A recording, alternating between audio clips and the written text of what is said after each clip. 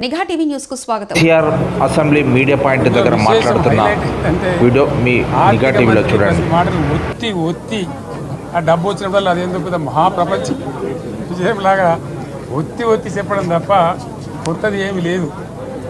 ఒత్తి పలుకులు పలకడం తప్ప కొత్తగా చెప్పింది ఏమి లేదు. ఏ ఒక కొత్త సంక్షేమ పథకం కానీ ఏది కూడా లేదు. మహిళల పట్ల కూడా చాలా స్పష్టంగా చెప్పాల్సిన అవసరం ఉండేది. కానీ వాళ్ళు మేము 1,00,000 కోట్లు ఇస్తాం, అన్ని రుణాలు, ఆ రుణాలు వీలేదో ఇస్తున్నట్టుగా అది ఆల్రెడీ ఉన్న స్కీమే, నథింగ్ న్యూ అబౌట్ ఇట్, ఏమి లేదు. వెరసి ఇష్యూ యాజ్ ఏ హోల్. దురదృష్టం ఏంటంటే, చాలా బ్యాడ్ లక్ ఏంటంటే, మేము కూడా ప్రభుత్వం ఏర్పడిన తర్వాత కనీసం ఒక 6 మాసాల సమయం వాళ్ళకి ఇవ్వాలని మేము అనుకున్నాం. నేను కూడా శాసనసభకు పెద్దగా రాలేదు.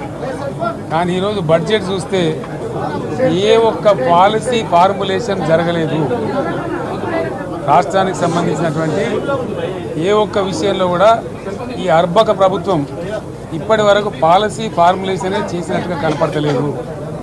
వ్యవసాయం ఉంది, మాకు స్పష్టమైన అవగాహన ఉండే ఈ రాష్ట్రంలో వ్యవసాయ స్థిరీకరణ జరగాలని మేము 2 పంటలకు కూడా ఇచ్చినాం రైతు బంధు.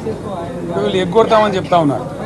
మేమేదో రైతులకు ఇచ్చిన డబ్బును దాన్ని పాడు చేసినాము, చెడగొట్టినాము, దుర్వినియోగం చేసామన్న పద్ధతిలో దురదృష్టకరమైన వ్యాఖ్యలు చేస్తూ ఉన్నారు. అంటే ఇది పూర్తిగా రైతు శత్రు ప్రభుత్వం అనేది తెలుస్తూ ఉంది. ధాన్యం కొనుగోలు చేయలేదు, విద్యుత్ సరఫరా చేయడం లేదు, నీళ్లు సరఫరా చేయడం లేదు, చాలా ఇబ్బందులు పెడతా ఉన్నారు. ఇంకా రైతు భరోసా, రైతు బంధు గురించి ఇంకా ప్రస్తావనే లేదు. ఎప్పుడేస్తారని మా ఎమ్మెల్యేలు అడిస్తే కూడా కనీసం సమాధానం చెప్తలేరు.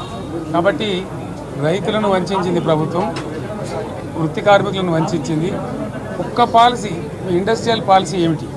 ఏమి లేదు. బట్టి గ్యాస్ ట్రాష్ పంచరంగ ఈస్మాన్ కలర్ లాగా చెప్పడం తప్ప, స్టోరీ టెల్లింగ్ లాగా ఉన్నది తప్ప బడ్జెట్ చెప్పినట్టు లేదు.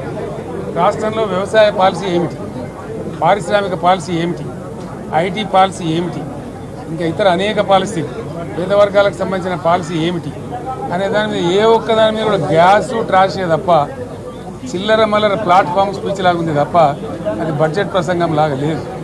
రాజకీయ సభలలో చెప్పినట్టుంది తప్ప ఏ ఒక్క పాలసీని కూడా నిర్దిష్టంగా ఈ పనిని మేము ఎట్లా సాధిస్తాం, మా గోల్స్ ఇవి, మా టార్గెట్స్ ఇవి అనే పద్ధతి కానీ పద్దు కానీ లేదు. ఇది పేదల బడ్జెట్ కాదు, రైతుల బడ్జెట్ కాదు, యువల బడ్జెట్. విశ్లేషణలో మీకు తెలుస్తుంది. భవిష్యత్తులో బ్రహ్మాండంగా మేము దీన్నంతా కూడా చీల్చి చెండాడబోతాం. Thank you.